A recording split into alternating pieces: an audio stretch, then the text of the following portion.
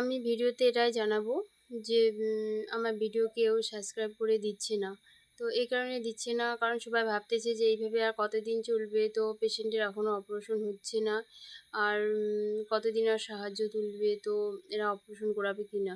তো এটা ঠিক আমাদের মানে আমার স্বামীকে অপারেশন করাবো, তো মার সব কিছু মিসিং হয়েও আর কি আমরা অপারেশন করাইতে পারিনি এতদিন।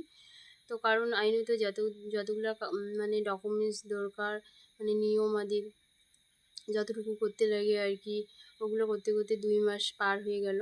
তো এখনও অপারেশন করায়নি। তো অপারেশনের জন্য তো 11.5 লাখ টাকা তো লাগবেই। তো তোমরা মানে যে যতটুকু আমাকে এতদিন থেকে সাহায্য করছো, ওগুলো সবগুলো কাজে লাগছে, মানে 1 টাকাও অন্যদিকে যায়নি, তো পেশেন্টের কাজেই লাগছে আর কি। তো এত অর্থর প্রয়োজন, কারণ হচ্ছে আমাদের পেশেন্টকে প্রায় 4 মাস 4.5 মাস থেকে মানে ট্রিটমেন্ট চলতেছে। প্রথমে হায়দ্রাবাদে 2 মাস, তো এখন কলকাতায় 2 মাস পার হয়ে গেল। তো এতদিন মানে চিকিৎসা চালালে তোমরা তো জানোই যে কত টাকার প্রয়োজন। তো আমার কিচ্ছু করার নেই, আমি নির্লজ্জের মতো করে মানে সাহায্য চেয়ে আসি।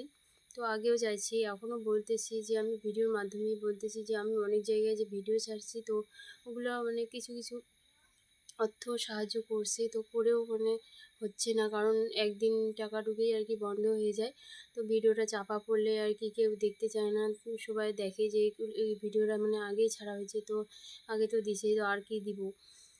তো এটা ঠিক যে আমার বরে মানে চিকিৎসা এখনও চলতেছে, অপারেশন হয়নি, তো এটাও তো ঠিক যে আমার বরকে তো বাঁচাতে হবে, কারণ আমার জায়গায় যদি অন্য কেউ থাকতো সবাই একই কথাই বলতো যে বাঁচার চেষ্টা করতো। তো আমিও এটাই ভাবতেছি যে মানে কত সাহায্যটা হয়ে গেছে, তবুও আমি মানে মানে তবুও আর কি ওর আশা ছাড়তেছি না, কারণ আমি এটাই ভাবতেছি যে ওর অপারেশনটা করালেই আর কি ও সুস্থ হয়ে যাবে।